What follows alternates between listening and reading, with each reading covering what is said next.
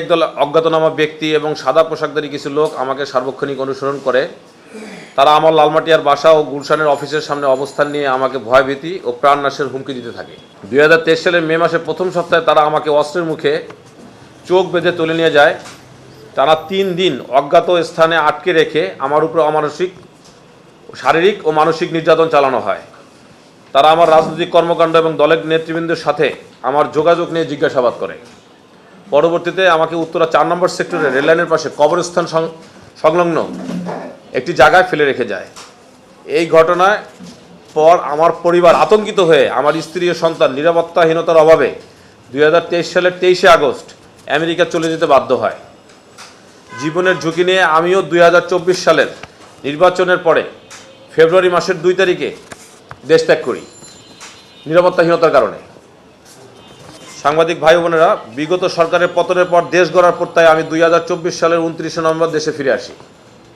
কিন্তু অত্যন্ত পরিতাপের বিষয়, গত 5 আগস্ট পর দেশে নতুন পরিস্থিতি তৈরি হলেও আমার পিছনে থাকা সেই অদৃশ্য শত্রু বা ষড়যন্ত্রকারীদের আনাগোনা থামেনি। তারা আমাকে আধুনিক প্রযুক্তি ব্যবহার করে অনুসরণ করে আমি 2025 সালের জানুয়ারির 14 তারিখে এগেইন আবার আমেরিকার উদ্দেশ্যে বাংলাদেশ ত্যাগ করি আমার প্রাণনাশের ভয়ে। উক্ত বিষয়ে আমি বিভিন্ন জায়গায় অভিযোগ দেওয়ার পরও গুলশান থানাও জিডি করা হয়েছে এবং আমি ডিবিতে একটা কমপ্লেন করি। ডিবি টিম গিয়েও ইনভেস্টিগেশন করে। তারা তখন সাময়িকভাবে সমস্যার সমাধান হলেও পার্মানেন্টলি সেটা সলভ হয়নি।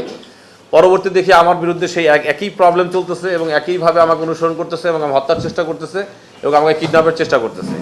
যেই কারণে আমি 2025 সালের 14 জানুয়ারি আগেই আবার আমি যুক্তরাষ্ট্রে ফিরে যাই। অতি সম্প্রতি 13তম জাতীয় সংসদ নির্বাচনকে কেন্দ্র করে আমি যখন আমার এলাকা মাদারীপুর 1 ও 2 আসনের দলের প্রার্থীর পক্ষে সক্রিয় হই, তখন থেকে হুমকি ও নজরদারি আরও কয়েক গুণ বেড়ে গেছে। গত 4 মার্চ 2026 তারিখে আবারও আধুনিক প্রযুক্তি ব্যবহার করে আমার বাসা ভয়ভীতি প্রদর্শন ও প্রাণনাশের হুমকি দেওয়া হয়েছে, যার পরিপ্রেক্ষিতে আমি গুলশান থানায় একটি সাধারণ ডায়েরি জিডি করেছি। জিডি নাম্বার 308, তারিখ হলো 4/3/2026। উপস্থিত সাংবাদিক বন্ধুরা, আমি বর্তমানে আমার পরিবার সহ চরম আতঙ্ক ও উদ্বেগের মধ্যে দিন কাটাচ্ছি।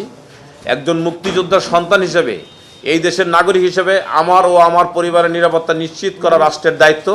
আমি বর্তমান সরকারের প্রশাসনের সর্বোচ্চ পর্যায়ের নিকট আকুল আবেদন জানাচ্ছি।